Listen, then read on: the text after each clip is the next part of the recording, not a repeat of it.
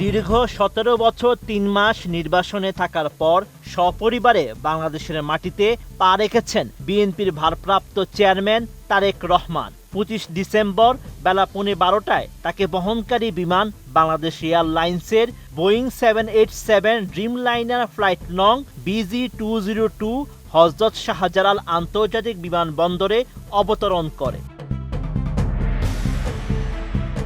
কাতার ভিত্তিক সংবাদ মাধ্যম আল জাজিরা থেকে শুরু করে ব্রিটিশ বার্তা সংস্থা রয়টার্স এবং প্রভাবশালী বিবিসি পর্যন্ত প্রতিটি প্রধান মিডিয়া এই প্রত্যাবর্তনকে বাংলাদেশের আগাম রাজনীতির একটি গুরুত্বপূর্ণ মোড় হিসেবে বর্ণনা করেছে। প্রায় ১.৫ যুগ লন্ডনে নির্বাসিত জীবন কাটানোর পর তারেক রহমানের এই প্রত্যাবর্তনকে বাংলাদেশের রাজনীতিতে একটি বড় ও তাৎপর্যপূর্ণ ঘটনা হিসেবে তুলে ধরেছে আন্তর্জাতিক গণমাধ্যমগুলো।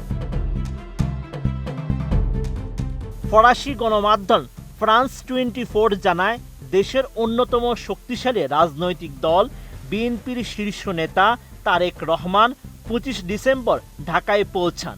লাইফবয় লিমিটেড এডিশন প্যাক কিনে জিতে নিতে পারেন FIFA world cup 2026 ticket. Lifebuoy ৬০ বছর বয়সী তারেক রহমান ২০০৮ সালে রাজনৈতিক নিপীড়নের অভিযোগে দেশ ছেড়ে লন্ডনে বসবাস করেন।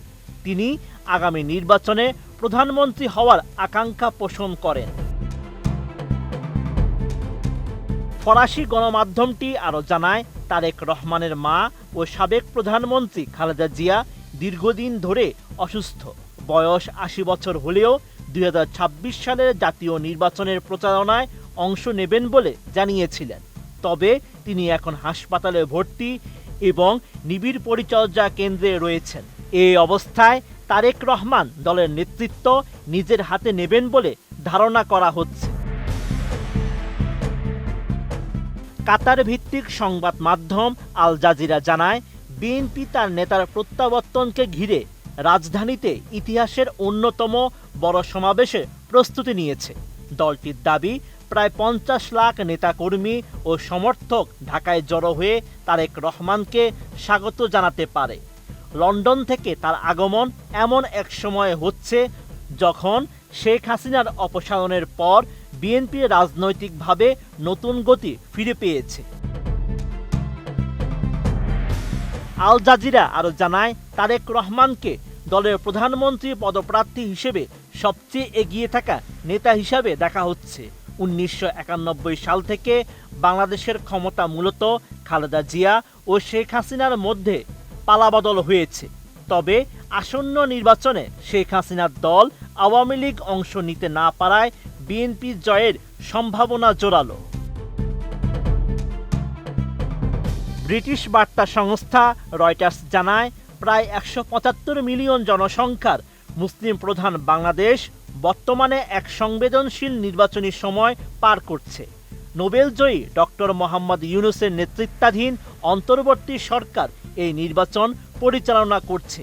ডিসেম্বর মাসে যুক্তরাষ্ট্রভিত্তিক ইন্টারন্যাশনাল রিপাবলিকান ইনস্টিটিউটের এক জরিপে বলা হয়, বিএনপি সংসদ নির্বাচনে সবচেয়ে বেশি আসন পেতে পারে। একই সুর ধরে খবর প্রকাশ করেছে পাকিস্তানের প্রভাবশালী পত্রিকা দ্য ডন। গণমাধ্যমটি জানায়, নির্বাচনের আগ মুহূর্তে ১৭ বছরের নির্বাসন শেষে দেশে ফিরেছেন তারেক রহমান। আন্তর্জাতিক বিশ্লেষকদের ধারণা, তার ফিরে আসা আসন্ন নির্বাচনে ক্ষমতার সমীকরণে নাটকীয়ভাবে বদলে দিতে পারে। এদিকে তারেক রহমানের প্রবাস জীবনের নানা দিক তুলে ধরেছে ভারতীয় গণমাধ্যম এনডিটিভি। বিএনপি চেয়ারপারসন স্বেচ্ছায় নির্বাসনে গিয়েছে বলে উল্লেখ করে ভারতীয় সংবাদ মাধ্যমটি জানায়, তিনি বাংলাদেশের সাবেক প্রেসিডেন্ট জিয়াউর রহমান ও সাবেক প্রধানমন্ত্রী খালেদা জিয়ার জ্যেষ্ঠ সন্তান। প্রায় ১৭ বছর ধরে স্বেচ্ছা নির্বাসনে থাকা তারেক রহমান লন্ডনে হিথ্রো বিমানবন্দর থেকে স্ত্রী জুবাইদা রহমান ও মেয়ে জাইমা রহমানকে নিয়ে ঢাকার উদ্দেশ্যে রওনা হয়েছে।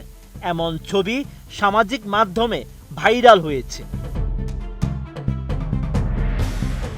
এনডিটিভি আরও জানায়, ২০০৯ সালে বিএনপির পঞ্চম জাতীয় কাউন্সিলে তিনি সিনিয়র ভাইস চেয়ারম্যান নির্বাচিত হন। ও বিদেশে থেকেও দল পরিচালনা করেন। 2015 সালে যুক্তরাজ্যে তিনি একটি বেসরকারি পরামর্শক প্রতিষ্ঠান নিবন্ধন করেন। পরে নিজের নাগরিকত্ব সংক্রান্ত তথ্য সংশোধন করেন।